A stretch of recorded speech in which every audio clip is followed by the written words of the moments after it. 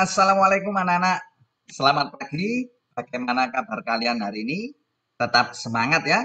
Ya, baik. Kali ini pada kesempatan ini Pak Eko akan memberikan penjelasan yaitu tema kedua, subtema 2 tentang manfaat energi. Yuk kita simak sama-sama. Nah, yang pertama kita akan belajar perubahan energi. Nah, kita tahu anak-anak ya, di lingkungan kita sehari-hari pastinya kita sudah tahu perubahan energi ya dalam kehidupan sehari-hari. Di rumahmu kalian tahu ada setrika, ada kompor, rice cooker, ya, kemudian ada blender, ada kipas angin. Nah, perubahan energi ini macam-macam anak-anak. Yang pertama ada cahaya menjadi panas. Ya, contohnya apa? Nah, matahari. Ya, pernah nggak lihat matahari? Nah, itu kan energi cahaya, ya, yang berubah menjadi panas. Untuk apa? Mengeringkan baju, ya, menjemur ikan, menjemur kerupuk, dan sebagainya. Ada lagi ini listrik menjadi panas. Nah, contohnya apa? Nah, ini setrika, ya. Dari listrik ditancapkan menjadi panas. Ada lagi listrik menjadi gerak. Contohnya apa ini? Ini kipas angin, ada blender, ya. Ada kimia menjadi panas. Nah, kimia menjadi panas contohnya seperti arang ya, membakar arang. Nah, seperti itu. Angin menjadi gerak. Nah, orang main layang-layang. Kimia menjadi gerak. Nah, banyak ya. Ini contohnya. Ini saya contohkan lagi di halaman kedua. Nah, ini kimia menjadi panas. Ya, yang kedua ini contohnya apa kira-kira ini? Angin menjadi gerak. Bagus. Yang ketiga ini apa yuk? Kimia, kimia. Asal kimia dari mana? Dari batu, baterai, ya, menjadi cahaya. Kimia menjadi cahaya. Nah, yang keempat ini ada orang naik sepeda motor. Berarti asalnya bahan bakarnya apa? Bensin. Nah, itu kimia menjadi gerak seperti itu ya. Dan masih banyak lain contohnya. Nah, berikutnya kita akan belajar manfaat sumber daya alam.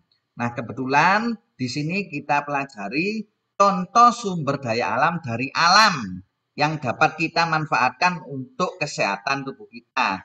Nah, contohnya ini tanaman herbal anak-anak ya. Nah, di rumahmu pasti ada. Ada kunyit atau kunir ya. Ini ada kencur, ada jahe kencur ya, jahe untuk penghangat tubuh. Nah, kalau kamu pernah beli STMJ kan ada jahenya. Nah, kencur, beras kencur. Nah, ini salah satunya manfaat kunyit anak-anak ya, kunir. Untuk apa? Bumbu dapur. Bisa sebagai pewarna alami, pereda demam, obat sariawan, bisa untuk minuman kesehatan yang baik bagi tubuh kita. Dan masih banyak yang lain contoh-contohnya. Nah, berikutnya kita akan mempelajari cara menghemat kertas anak-anak. Anak-anak, kita tahu ya, kertas itu bahan bakunya adalah asalnya dari pohon. Ya, pohon ini satu pohon membutuhkan waktu yang bertahun-tahun untuk tumbuh. Ya, dan untuk proses menjadi kertas ya, itu butuh proses yang sangat lama.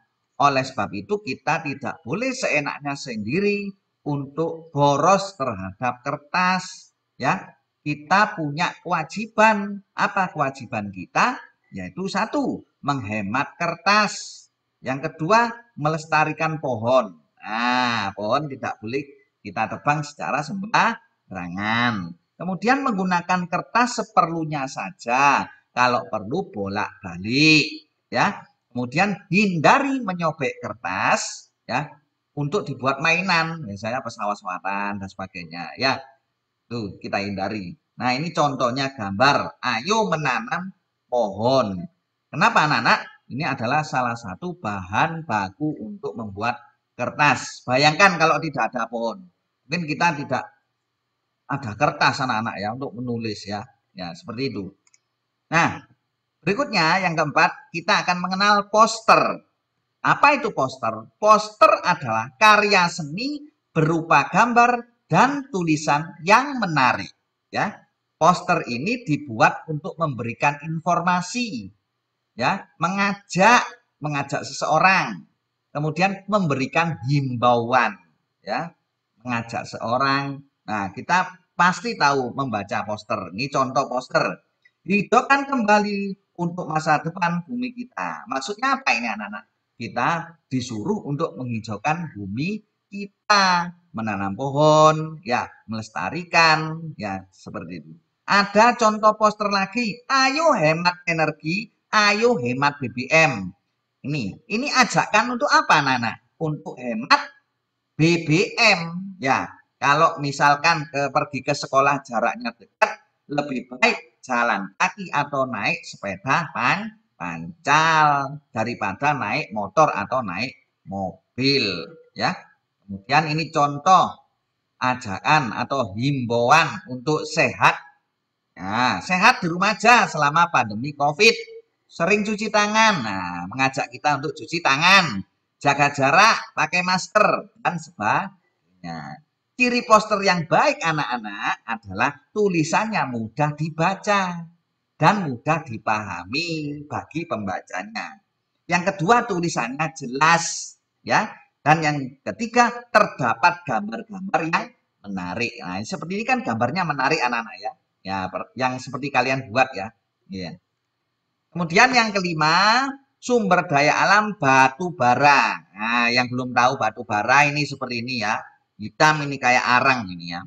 Batu bara itu merupakan sumber daya alam yang tidak dapat diperbarui. Kenapa kok tidak dapat diperbarui? Nah, sesudah kita ambil, atau sudah kita ambil dari alam, maka tidak akan ada lagi. Oleh karena itu kita wajib menghemat menggunakan seperlunya saja. Nah, ini contoh manfaat batu bara ini untuk pembuatan briket. Nah, kompor bisa untuk kompor ini ya, bahan bakunya kompor briket namanya briket.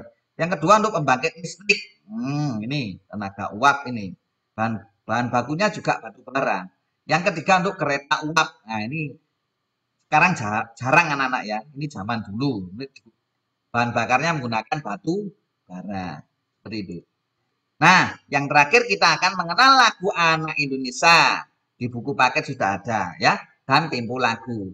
Lagu Aku Anak Indonesia ini adalah menceritakan aku anak sebagai anak Indonesia anak yang merdeka, yang bangga terhadap negara Indonesia. Seperti itu. Lagu Aku Anak Indonesia adalah ciptaannya Ati Mahmud. Ya, biramanya ini. Nah, ini di pojok kiri atas ini. 4/4. Nah, ciptaannya Ati Mahmud. Yang kedua, ada tempo lagu. Tempo lagu itu macam-macam anak. Ya, nanti kamu bisa baca sendiri. Saya contohkan ini ada yang namanya istilahnya largo atau keterangannya lambat, lento atau lebih lambat, adagio lambat, adante sedang, ya, moderato sedang agak cepat, allegro cepat, vives lebih cepat dan presto cepat sekali. Nah, misalkan kamu menyanyi lagu kupu-kupu yang lucu ya, misalkan lagunya kan lambat ya. Kupu-kupu yang lucu. Nah, ini temponya adalah adagio atau lento. Lain lagi kalau kita menyanyikan lagu Hari Merdeka 17 Agustus. Nah, itu temponya apa kira-kira? Nah, cepat ya. Nah, seperti ini. 17 Agustus tahun 45. Nah, ini allegro temponya. Cepat. Nah, ini ada ukuran anak-anak ya. Ukuran kecepatan kalau largo itu 40 sampai 60 ketuk per menit. Nah, ini bisa kamu baca sendiri. Yang terakhir ini ada lagu Menanam Jagung yang kemarin kamu nyanyikan ya. Ini ciptaan Ibu Sud. Anak-anak, biramanya juga sama. 4/4. Ya, seperti itu. Sekian anak-anak penjelasan Pak Eko. Apabila kurang jelas nanti bisa bertanya langsung kepada Pak Eko. Kurang lebihnya mohon maaf. Assalamualaikum warahmatullahi wabarakatuh.